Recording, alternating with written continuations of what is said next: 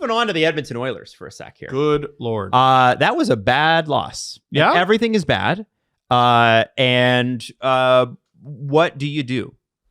Like, now we're talking about, like, people are having these conversations about Fogel's gone, Broberg's gone, Holloway's gone. There's other guys. Corey Perry's no longer there. Like, Broberg and Holloway are not. They're not having. They're thriving. They were last year, but they're Yes. not. Nobody in St. Louis is doing well right now. But I'm looking at this and I'm thinking, okay, guys, like, none of those guys are game breakers, but together, that constitutes a better bottom six, probably, and maybe in a deeper D core than they currently have. I don't see that as the problem. I think, first off, this team, from the time Connor McDavid has got there, has cycled through head coaches roughly every 2.5 years. They should probably not do that. So there's that. Yeah. Number one. I think they found a good one. We'll see. We thought that with Woodcroft. Yep. Remember? We were like, oh, Woodcroft. This guy, everybody was talking about Jay Woodcroft like he was the next big up-and-coming coach. They clearly have a goaltending problem. Clearly, the goaltending was never... And listen, Stan Bowman built Chicago Blackhawks teams on mediocre to bad goaltending. Antti Niemi was the starting goaltender when they won in 2010. People would argue he didn't build that team. And he's right, but he could have switched out the goaltender. He didn't. Corey Crawford was a good goalie. Technically, Corey Crawford is a legend in Chicago. Yeah. Corey Crawford was never a great goalie on his own, but he had a great team in front of him. Great team in front of him. Blackhawks fans are not going to love this comparison, but Osgoodish. Sure. Like, and lovable and a great guy. Osgoodish as a compliment. Yeah. Better than Osgood, I would say. But yes. Yeah. But those Detroit teams didn't win because Chris Osgood was standing on his head. They won because they had this Hall of Famer and this Hall of Famer and this Hall of Famer and this Hall and this crazy defense and great coaching, whatever. Did you win or lose? You won. You won. Stan Bowman, I don't think... I think, you know, their GMs all have blind spots. Brad Treliving loves an old slow guy. Loves an old slow guy. Kyle Dubas loves a fast winger who's undersized. Stan Bowman does not put, and his history repeats itself, right? His history as a general manager proves this. You can't prove me wrong.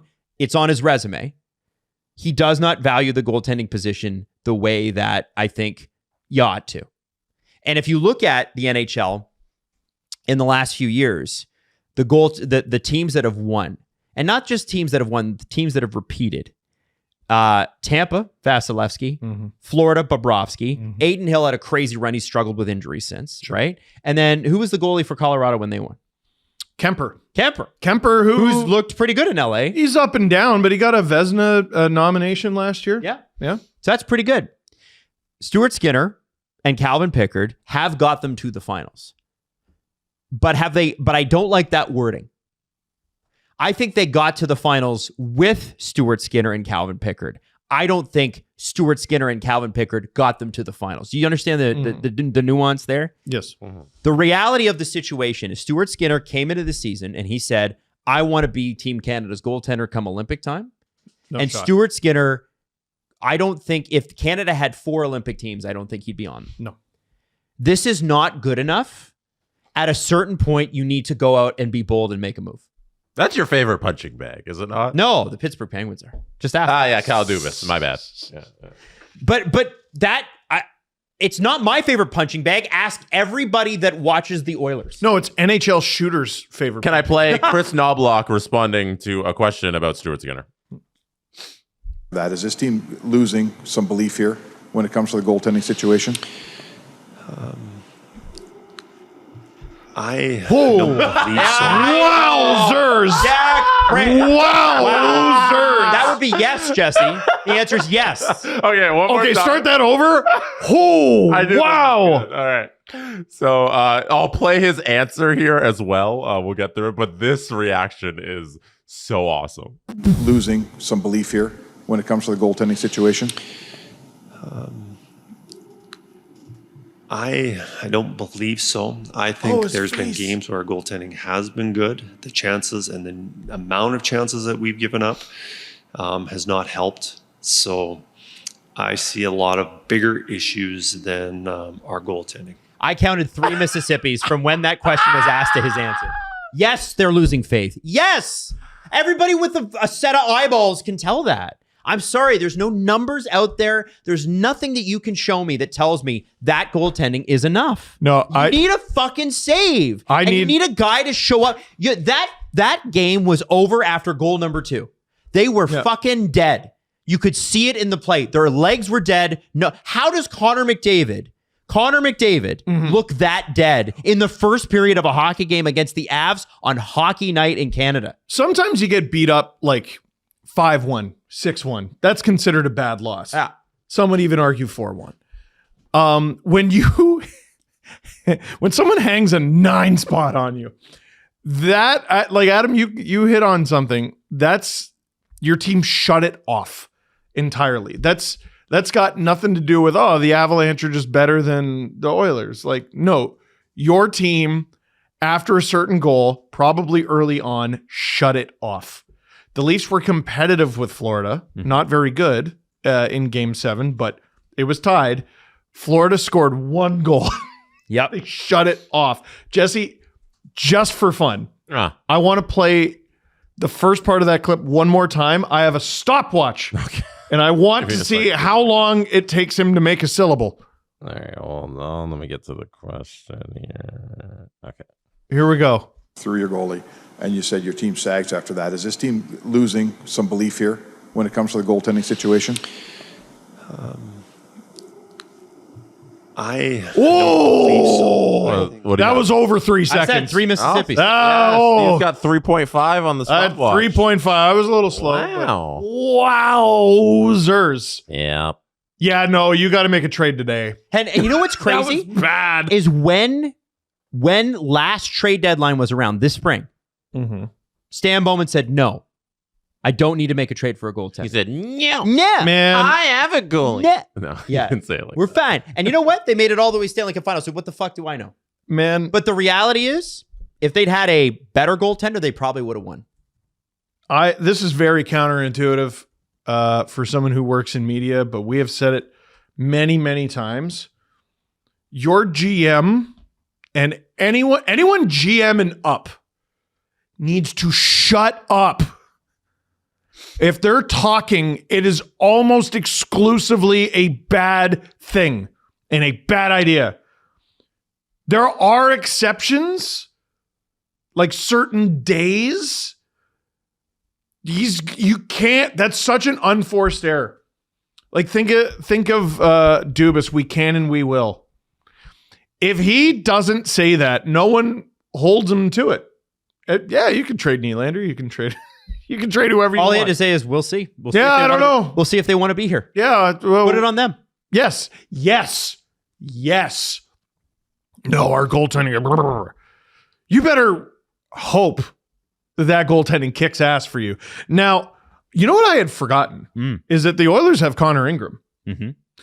And I'm like, how is he doing in the AHL?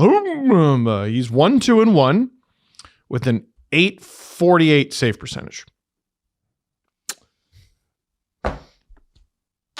What is it? .848. Oh, my God. Is that good? No, Stuart Skinner is an 889, by the way, which isn't good. it's honestly better than I thought. Hey, it's better than I'm not kidding. Like, that's significantly better than I thought. 889 is not good. No, and like it's 4 games. It's the AHL. I assume at some point they're going to give him a look. Maybe. I don't think they have the answer right now. I don't. Oh boy, that's tough. And it's not like teams are tripping over themselves to give you a goalie. Hey, you know who's got a 900 save percentage? Who? Matt Murray. In Seattle? Yeah, 3 games, but that's pretty good. Could have had him for free. Son of. Adam, you want to do something for me? Yeah, sure. What do you need? Tell me how much Trent Frederic is making. Oh, $4 million a year for the next 7? For how many years? I think it's 7 or 8. And now tell me, how many points does he have this season? I know he's got 1. I don't think it goes higher than that number. I like Trent Frederic a lot. Wow. Has he had a rough start in Edmonton? I wonder if it's the injury lingering from last year. Is he not fully healthy? Because I saw a really good Trent Frederic in Boston, but holy guacamole. Well, it That was a is couple crazy. years in the past, though. Yeah. So at the end of the day, with players with like recent injuries, you're making bets. Yep. They're going to get it back or they won't. Yep. And I bet on sports science these days because so many guys are coming back from the dead, like having long careers that go deep into their 30s and 1 point. When you look at it like this, 16 games, 1 goal, 0 assists, -5. It doesn't look pretty. No. No, that's pretty rough. Yeah, for 7 years. The Leafs made that guy look really good. Yeah, that doesn't say anything. I need to stop grading people against how they look against the Leafs. The Leafs made Alexander Georgiev look like the best goaltender to come out of Russia ever. So, like Paul Cotter is going to win the Rocket Richard. What do you? Hey, he had an overtime winner this weekend. Oh, there you go. Oh man, God, I want him so bad. I want that man a disgusting amount. I wish he was a Leaf. What's the fix? Goaltending in Edmonton. It's clearly more than just goaltending. But that's 60% of it. It is, but they don't. It's not just that the goalies are performing poorly and obviously they're hemorrhaging chances. They do not believe in the goaltending. Chris Knobloch said nearly that verbatim, but all the letters were silent.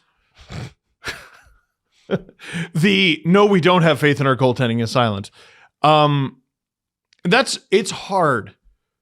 What's worse than showing up, trying your bag off, and you know every puck that sails on net is going in? It's got to be the most demoralizing thing in the sport. There's got to be more too, just from the other parts of the lineup. Like you look at guys like Mangiapane and Frederic, and like McDavid and Draisaitl will get it going and they'll be fine. But like I'd like the other parts of the Oilers lineup to also be aware of what's going on the ice, especially their D2. So like it's easy to go at Nurse and Bouchard, but it's easy because they are big problems of this team. Well, and they're also paid like the guys who solve problems. Exactly. This is enormously unfair, but I saw McDavid was like 5th in league scoring. The Oilers are built in a way that if he's not first, they stink. He has 22 points in 16 games. And a lot of apples, though. Yeah, 5 goals, 17 assists but that means someone's scoring, right? But wasn't he the one saying it pissed him off that he didn't score more goals to start the season? He leads the team. Like, okay, I'll give you this one. Even though he's got 10 goals, 18 points in 16 games from Leon Draisaitl, that's not enough. No, it isn't. That's not enough for the highest paid player. And what are you saying, Draisaitl's bet? No. I'm saying that the level McDavid and Draisaitl have to be in order for the Oilers to be successful is so cartoonishly high that there's no guarantee they do it every year. Mm-hmm. And to add to that, and I know the Oilers are probably capped out this season, but like, why did Connor McDavid sign this extension? He believed. He believed and does believe and still believes. I still think when they get Hyman back, it's going to be insane.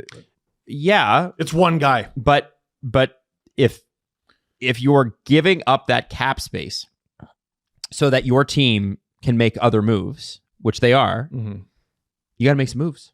Yeah. Even if this season is not a part of that. Like, I know his extension kicks in next year, but the point is you have that flexibility next year and the year after. Go and find somebody with term and figure it out. I just, when the Oilers needed a defenseman, I'll give Ken Holland this. He made a big swing and got Matthias Ekholm, and look at how great that worked out. Jake Wallman. Another one. Hasn't been great. No, he has not been great. No, and he's on a wrote that Wallman has a pinching problem, and which is kind of a funny way to put it. Yeah, pinchy problem, like a crab. That's like something they send home from daycare, like your kid pinching a lot. But like they've clearly expected a lot from him, giving him that extension, right? Yeah, a lucrative one, good enough, and a very lucrative one. Nuge was out. Is out. Hyman's out. Kapanen's out. Like, they're missing some of the extra forwards that would provide a lot of help with this team, but not good enough. Yep. Just like with the Leafs, just the effort you're giving out there is not good enough. And yeah, that first goal that Cale Makar shot on Stuart Skinner, ugly stuff.